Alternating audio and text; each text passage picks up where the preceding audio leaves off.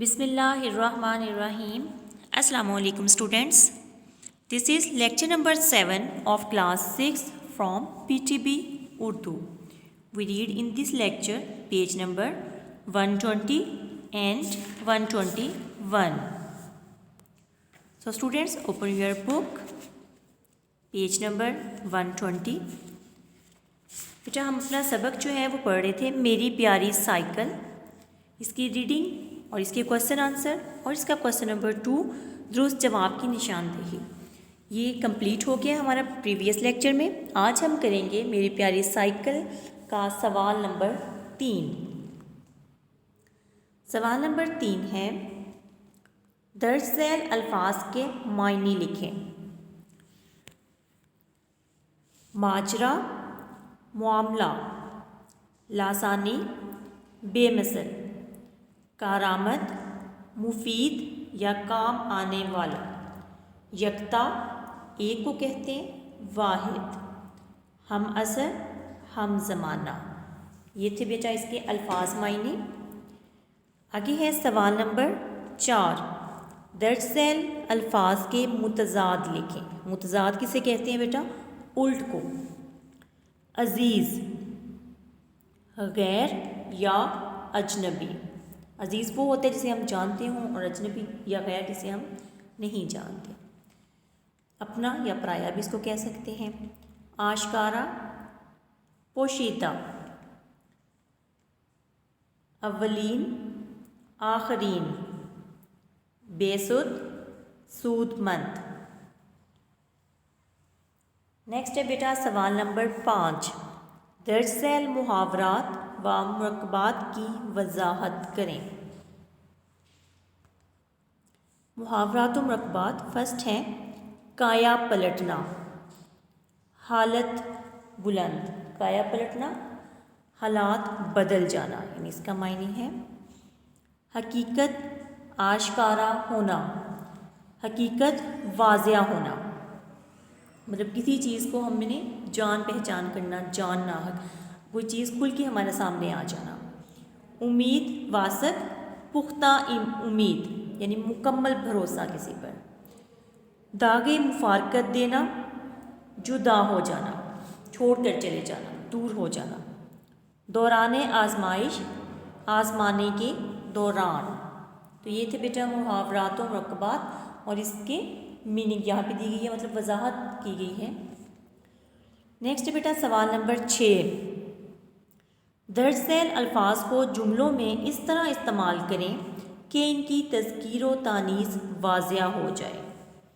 الفاظ: کاغذ، ایک نیا کاغذ چاہیے. حسن، سائیکل کی اوور ہالنگ سے سائیکل کا حسن نکھر آیا. آزمائش، پیر نے اپنے مرشد کی آزمائش کی. امید، صالحہ کو نئی سائیکل ملنے کی امید تھی. بھوک، بچے کو بھوک لگی تھی.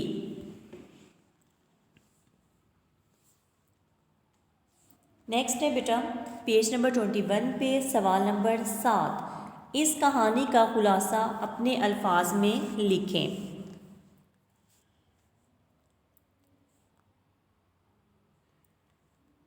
اس سبق میں مصنف ہمیں یہ بتاتا ہے کہ وہ اشیاء جو ہمارے پاس ہوتی ہیں تب ہم ان کی قدر نہیں کرتے، لیکن ان کے جانے کے بعد ہمیں ان کی یاد آتی ہے. مصنف ہمیں اپنی سائیکل کے بارے میں بتاتا ہے کہ اسے اپنے دادا سے بھی زائد العمر سائیکل خرید کر دی گئی.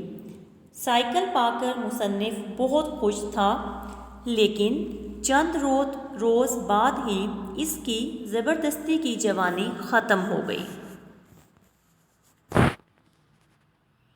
اور سائیکل صرف ہینڈل، پیڈل، 2 پہیوں اور چند سریوں پر مشتمل رہ گئی. اگر جاتی دفعہ اس پر مصنف سوار ہوتا تو آتی دفعہ یہ مصنف پر سوار ہوتی. اگر بریک لگانا ہوتی تو پاؤں تاروں میں دینا پڑتا لوگ سائیکل کو دیکھ کر سرگوشیاں کرتے اور فکرے کستے، آخر مصنف بلا قیمت ہی اسے کسی کو دینے کو تیار ہوتا ہے، لیکن کوئی اسے خریدنے کو تیار نہیں۔ تو بیٹا یہ مطلب جو ابھی ہم نے چیپٹر پڑھا ہے کہ سائیکل بالکل ٹوٹی پھوٹی تھی، آخر میں مصنف جو ہے وہ اس کو بیچنا چاہتا تھا لیکن وہ بک نہیں رہی تھی، اور تنگ آ کر وہ اسے بلا قیمت ہی کسی کو دینا چاہتا تھا، بلکہ اس نے باہر بھی کھڑی کی کہ کوئی اس کو لے جائے اٹھا کے، لیکن کوئی بھی اس کو لے کے جانے کو تیار نہیں تھا۔ لیکن جب وہ بالکل ہی ختم ہو گئی سائیکل، تو جب اس کے پاس وہ سائیکل نہ رہی تب اسے اس سائیکل کی بھی یاد ستانے لگی، مطلب اس کو شروع میں اس کی قدر نہیں تھی لیکن آخر میں اس کو وہ بھی یاد آنے لگی۔ تو بیٹا یہ خلاصہ ہے میری پیاری سائیکل کا۔ نیکسٹ بیٹا پیج نمبر 121 پہ ہی خط کے بارے میں بتایا گیا ہے، خط کا پیٹرن سمجھایا گیا ہے، اس کو ہم دیکھتے ہیں۔ خط کیا ہے؟ ہم سب دوسروں سے بہت کچھ کہنا چاہتے ہیں، اپنے خیالات، اپنے حالات اور اپنے جذبات میں دوسروں کو شریک کرنے کے خواہش مند رہتے ہیں۔ اگر اس خواہش کی تکمیل لکھ کر کی جائے تو اسے خط نویسی کہا جائے گا۔ مطلب ہم اپنے خیالات کو، ہم جو کسی کو کچھ بھی بتانا چاہتے ہیں، کہنا چاہتے ہیں، تو اس کو اگر ہم لکھ کر اس کو دیں تو اسے ہم خط کہیں گے۔ اب خط دو قسم کے ہوتے ہیں، رسمی اور غیر رسمی۔ رسمی خط وہ خط ہوتے ہیں جو کسی صاحب اختیار کو بھیجے جاتے ہیں اور ان میں عام طور پر اپنے حالات و مسائل سے اسے آگاہ کیا جاتا ہے اور ان مسائل کے حل کے لیے ایک طرح سے درخواست کی جاتی ہے۔ اسی لیے رسمی خط اور درخواست میں کچھ زیادہ فرق نہیں ہوتا۔ اخبارات کے مدیروں کو لکھے گئے خطوط بھی رسمی خطوط کہلاتے ہیں۔ رسمی خطوط کیا ہوتا ہے کہ ہم کسی صاحب اختیار کو اپنے حالات یا اپنے مسائل کے بارے میں لکھ کر بھیجیں کہ ہمارے یہ حالات درست کیے جائیں یا ہمارے ان مسائل کو جو ہے وہ حل کیا جائے، تو بیٹا ان کو رسمی خطوط کہتے ہیں۔ جبکہ غیر رسمی خطوط وہ ہیں جو اپنے دوستوں، عزیزوں، والدین اور بے تکلف جاننے والوں کو بھیجے جاتے ہیں۔ چونکہ ان خطوط میں اپنے جذبات اور خیالات کا بے ساختہ ذکر ہوتا ہے، اس لیے انہیں عادی ملاقات بھی کہا گیا ہے۔ اور غیر رسمی خطوط کون سے ہوتے ہیں؟ جو کہ ہم اپنے جاننے والوں کو بھیجتے ہیں، جیسے دوست ہو گئے، ہمارے والدین ہو گئے، یا والدین اپنے بچوں کو بھیجیں، تو اور بے تکلف مطلب جن سے ہماری بہت زیادہ گپ شپ ہوتی ہے، تو بیٹا ان کو ہم کہتے ہیں غیر رسمی خطوط، اور ان کو عادی ملاقات بھی کہتے ہیں کہ ہمارے دل میں جو بھی باتیں ہوتی ہیں وہ ہم بلا تکلف کھول کے کر دیتے ہیں۔ تو ایک اچھے خط کے لیے ضروری ہے کہ خط اس طرح لکھا جائے جیسے مکتوب علیہ آپ کے سامنے بیٹھا ہے، مطلب جسے ہم خط لکھ رہے ہیں ہم ایسے لکھیں گے جیسے وہ ہمارے سامنے بیٹھا ہے اور ہم اس سے باتیں کر رہے ہیں۔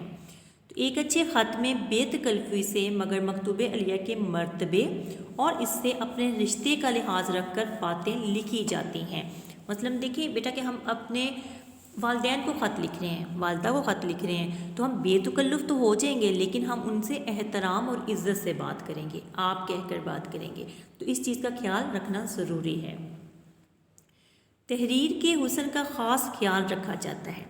اب خط کے حصوں کے بارے میں بتایا جا رہا ہے۔ خط کے درج ذیل حصے ہوتے ہیں مقام روانگی اور تاریخ، القاب و آداب، خط کا مضمون، اختتام مکتوب، مکتوب نگار کا نام، مکتوب ہوتا ہے خط لکھنے والا، مکتوب علیہ کا پتہ۔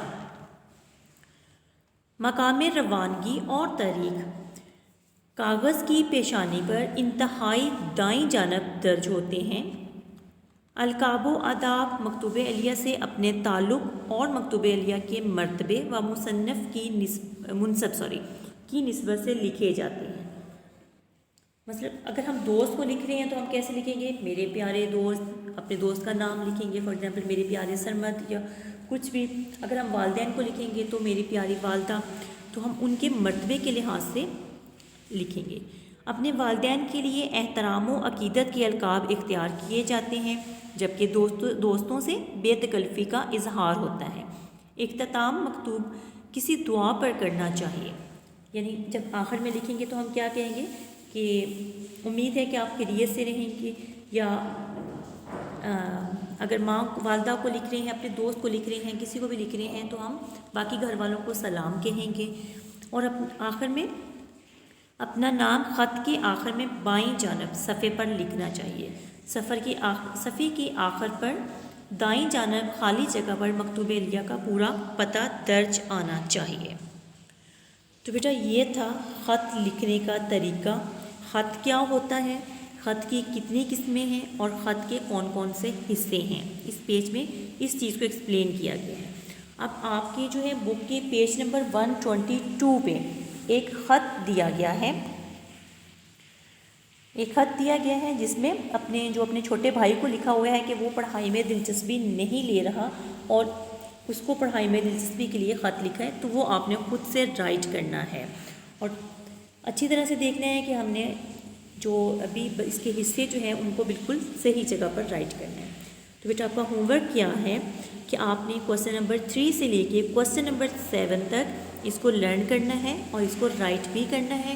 اور ایک دفعہ بیٹا جو پیج نمبر 121 میں نے آپ کو خط کے بارے میں پڑھایا ہے، اس کو ایک دفعہ دوبارہ ریڈ کر لیجیے گا تاکہ آپ کو اچھی طرح سے سمجھ آ جائے، اور پھر آپ نیکسٹ پیج پہ جو دیا گیا ہے پیج نمبر 122 پہ خط بھائی کو، چھوٹے بھائی کے نام پڑھائی میں دلچسپی نہ لینے کے لیے، وہ آپ نے خود اس کو ایک دفعہ دیکھ کے پڑھے اور پھر اس کو زبانی لکھیں آپ لوگ۔